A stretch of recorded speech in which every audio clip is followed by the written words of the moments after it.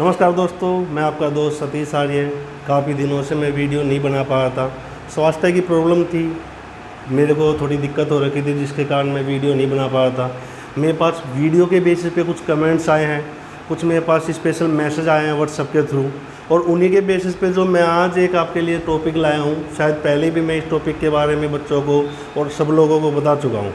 आज जो टॉपिक है वो सबसे बड़ा टॉपिक है कि हम किसी ना किसी रीज़न के कारण कोई काम स्टार्ट करते हैं और फिर उसी काम को किसी ना किसी रीज़न के कारण हम छोड़ने की कोशिश करते हैं।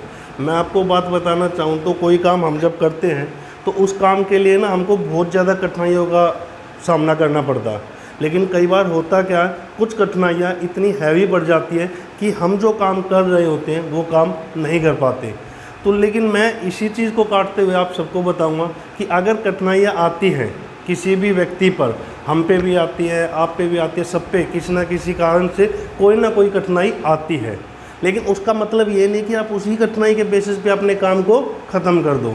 जी हाँ, मैं बात जो बताना चाहता हूँ कि हम छोटी सी परेशानी के कारण अपने बड़े काम को, या एक बड़ी परेशानी के कारण अपने बड़े काम को छोड़ देते हैं। लेकिन अगर कोई काम आप करते हो, उस काम को कभी मत छोड़ो। अगर उस काम को आप करते रहोगे, एक ना एक दिन आपको सक्सेस ज़रूर मिलेगी। इसी के लिए मैं एक छोटा सा उदाहरण दूंगा। एक गांव में एक गाय थी, ठीक है।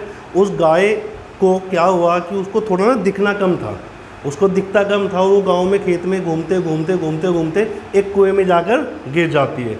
वह कुआं बिल्कुल खाली था, मतलब कि ना उसमें पानी था, थोड़ी बहुत मिट्टी पड़ी थी।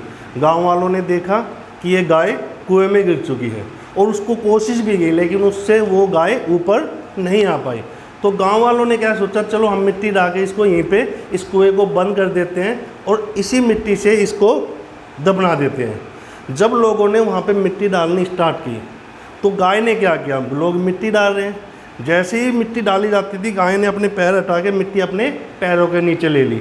धीरे धीरे धीरे धीरे जो मिट्टी आती गई, गाय ने उसी मिट्टी को अपने पैरों के नीचे लिया और ऊपर आती गई।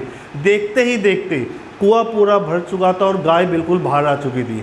जी हाँ, आप अगर कुछ टारगेट कोशिश करते हो तो आपके सामने इसी मिट्टी के दौरान आपके सामने परेशानी आएंगी, आपके सामने आपके काम को रोकने की भी परेशानी आएंगी। लेकिन अगर उस मिट्टी को आप अपने सर पे ले जाओगे तो कहीं ना कहीं आपका जो प्लान है वो ख़त्म हो जाएगा।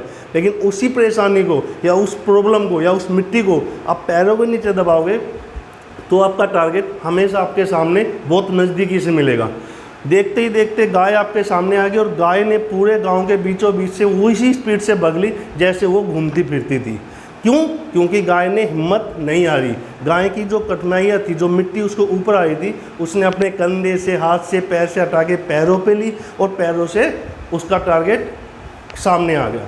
तो सबसे यही रिक्वेस्ट है कि अगर आपके सामने कोई टारगेट है तो उसका पूरा करने के लिए आपकी जो कठिनाइयाँ होती है उसको आप पैरों से, हाथों से अपने पीछे धकेलते चलो और अपने टारगेट को सामने पाओ। थैंक यू, धन्यवाद।